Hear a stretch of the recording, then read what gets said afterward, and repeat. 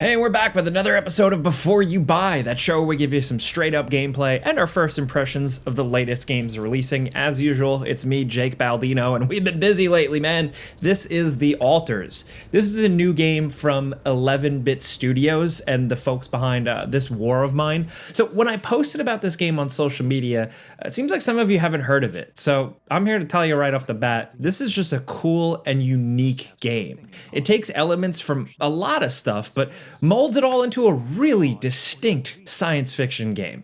And if this checks off the boxes on your personal preference list, this game should absolutely be on your radar. So just so you know, before we get into it, we've been playing a review copy running on PS5 Pro where this footage is captured, and it's as spoiler-free as possible. Keep in mind, it's a dialogue and story-heavy game, so I can't hide all of it, but I tried not to show big special moments and reveals. So the easiest way to describe this game, look, it might sound a little reductive, but it's easy to just get you in the headspace here. So think Fallout Shelter, you know, the Fallout mobile game thing, but in full 3D with a dense story filled with characters and RPG decision making, plus full planetary exploration with some survival elements and some Death Stranding building type stuff. So if you like these types of games, then yes, this is as cool as this sounds.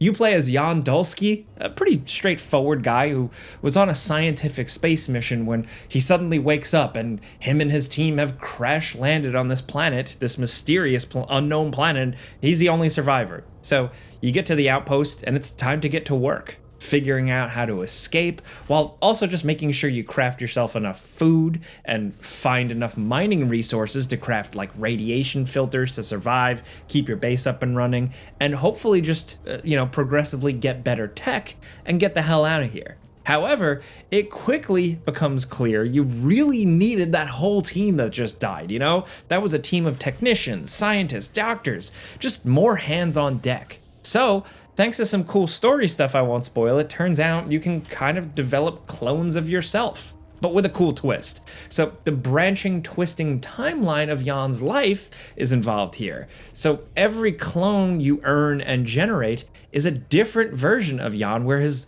life may have just taken a different turn. Maybe he decided to go to med school and become a doctor. Maybe he, after a breakup, moved to the West Coast, and when he was young, he got a job at this refinery. Maybe he reacted to a relative passing away differently, or ended up divorced and in a totally different specialization. Most of it is just very realistic stuff. It's not like crazy over-the-top comic book stuff. It's just like real human stuff, and it's interesting to see these paths diverge. There are a lot of these different people to choose from, and all of them have their use cases for the survival and crafting elements of the game. Like the technician can craft essential items faster, a miner can mine more efficiently, a doctor can be posted up in an infirmary and prepare better meals. These copies or clones of you are called alters. Yes, so everyone has a lot of work to do, including you, and everything in this game loop takes time. So the game is structured in days, with this impending threat looming ever closer. And your day is limited, there's only so much you can do before you get tired, so this is where you'll really feel the usefulness of your alters, having, more versions of you. Mining something takes a chunk of your day. Fixing something takes a big chunk of your day. Crafting, cooking, healing from radiation outside. Everything takes substantial time. So it's all about time management and delegation. Choosing how and what to spend your time on strategically, while just juggling the threat of magnetic storms damaging your base quicker, or new threats and challenges requiring new tools, and just, of course, keeping the lights on. It can be challenging. You're juggling a lot, yes, but it all goes down in a way that doesn't feel like an oppressive survival game where you're just grinding to make the numbers go up. It's not mindless, and that's what I like about it. The Alter's heavy character and story focus just makes it feel like more than a survival game. And as someone with not a lot of patience for survival games, sometimes, depending on which one, this title just feels like the perfect balance for me. There is a critical path, there is progression to getting to the bottom of what's going on and trying to get off this planet planet and survive. And it's structured in a series of acts, each dropping you into, usually a new section of the planet with new challenges. In between the big goals like build a bridge to move your station to a safer area, or, research what's going on out in the environment, like, how to fix this electromagnetic field, stuff like that, you're also getting tons of little quests that pop up. These usually involve pleasing the altars and stuff like that, which I'll get to in a bit. Venturing out onto the planet's surface is kind of like its own puzzle. So your suit has limited battery to use tools, so you can only use one device or scale a limited amount of cliff sides, or only break through some rocks at a time to open up new areas. The levels of the planet here are really intricate, like they're labyrinths, where you're slowly just finding the right resource spots to mine, the most efficient routes, just slowly chipping away at unlocking shortcuts and stuff like that. Here, it then also feels like Death Stranding a little bit, because you're journeying out and you're trying to connect everything. Here, it's physically, with power pylons to get mining resources all the way back to the base, and then serve as fast travel points. So early on in the game, it feels like you're just running a humble little power line over to a mining machine, but eventually, these things twist and turn and go for miles. It's cool. You're doing all this while finding secrets, conducting experiments, and like I said, trying to dodge dangerous environmental radiation and stuff, and all these weird scientific anomalies that pop up. I found the outside stuff to get more and more complex in some pretty interesting ways, decent pacing to it, but I really like the indoor stuff a bit more. Outside, Jan is clunky and can really only do so much, so it does feel a bit limited. Still, I think it gets the job done and is entertaining and engaging enough. Then there's also managing the altars themselves. They can get overworked, they can get hurt, they can be hungry, generally pissed off. They can even be pushed to rebel against you and force you out, resulting in a game over. So it becomes a game of managing different versions of Jan or yourself, which conceptually is just really interesting. This is where the developer publisher's previous experience with games like This War of Mine or even Frostpunk really comes into play. I'm talking important, oftentimes extremely challenging, stressful choices that have lasting consequences. I don't want to spoil any, but man, stuff can definitely escalate pretty quickly, especially once you first start settling in and figuring out the game. Just when you think you got it figured out, things suddenly ramp up and you might panic. Every altar needs something, wants something, and you can ruin relationships that have ramifications beyond just grumpy dialogue. What's so interesting is, like, from an RPG conversational standpoint, learning how to deal with each individual altar, it's a lot. Like, they all have needs and demands. Some need to relax, some need a place to work out, some need privacy, some just need someone to talk to, or maybe a gift you find out in the world. Figuring out what makes individual guy tick is really fun and kind of up to you. There's like nuance to it. The game doesn't overly tutorialize this part. Like, you just figure it out by talking to them. Some of these guys are extremely frank and straightforward and you can be blunt with them. Others respond to strength.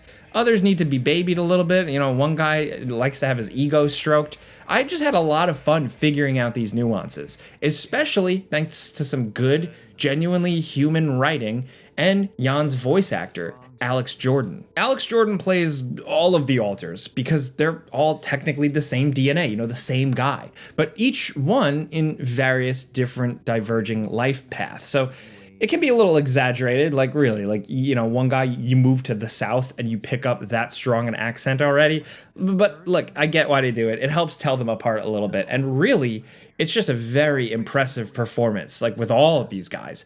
Just good, strong differences between them, as well as really special, more nuanced little differences that just make it really interesting to see all play out and just kind of unpeel the onion. I got excited anytime I could essentially hatch a new altar, reading his life timeline to see who he is, where his choices diverged, and then seeing what he's like when you first meet him, and eventually how he deals with the group of the other guys. There's like a weird camaraderie that's naturally happening throughout the game, from the character dynamics to the story of how these characters, exchange their tales with one another. One of them staying with their sick mom and then realizing the other chose to move and work for a better life, and then maybe one resents the other. Like there's a lot of stuff like that going on here. It's not over the top AAA crazy cutscenes, and there are a few goofy, more awkward moments. It's smaller scale, but it's interesting stuff. If it clicks with you, I think it's really gonna click with you.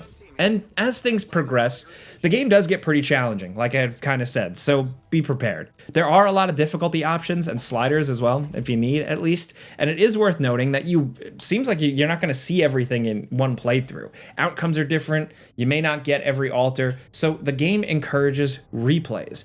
It's also smart enough to say you load a previous save.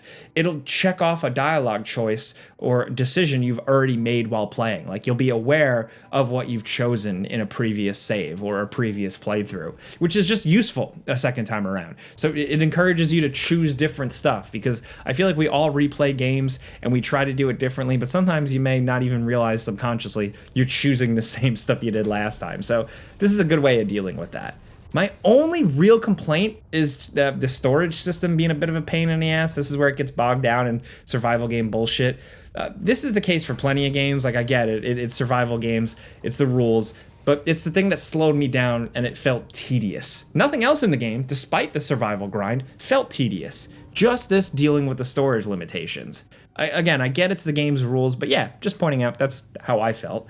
The only other thing was the occasional visual bug. A little flicker here and there with the lighting, or a character getting stuck in the space station, a weird little animation glitch. Also a prompt on the HUD or a tip that would occasionally get stuck on screen and hang around for the entire act. Very small issues. That's all I really saw over 20 hours, and stuff that might already be patched by the time you're playing. So just be aware. No big red flags here, at least not for me. And the game looks pretty damn good too. Characters are detailed, the space station is really detailed, and zooming in and zooming out of it and moving your rooms around and rearranging everything is smooth and fast and just impressive from a technical standpoint. I actually had choice of fidelity mode and performance mode in the options, and I was actually in fidelity mode by accident for a while, and I felt that the game looked good already and had a good frame rate, so I was happy. I really like the altars. I know it's not for everyone, but I recommend it if you like these types of games, and it's another one of the games I bring up to be, kind of petty. I see a lot of people complaining that all video games are the same now. There's nothing fun, there's nothing new, there's nothing original, but here's another example of something that's cool and different. So if it's up your alley, I highly recommend checking it out. I've been a fan of what these guys put out for a while, and I think the altars definitely will stand the test of time. I think people are going to look back at this one pretty fondly. But hey, that's it before you buy. You know how this goes by now. I give you some pros, some cons, and some personal opinion, and now I want to hear yours down in the comments. Let me know what you think of this game. There was a demo available, so if you played the demo, I'd love to know what you think. Hit us with your first impressions, anything like that, anything at all. A lot of the demo is just setup. There's a lot more to the game, but either way, let's talk about that. Anything the altars down in the comments. If you like this video, clicking the like button helps us out. We really genuinely appreciate it. Hopefully this helped inform you, helped you out at all. So yeah, that's it. Thanks for watching, and we'll see you guys next time.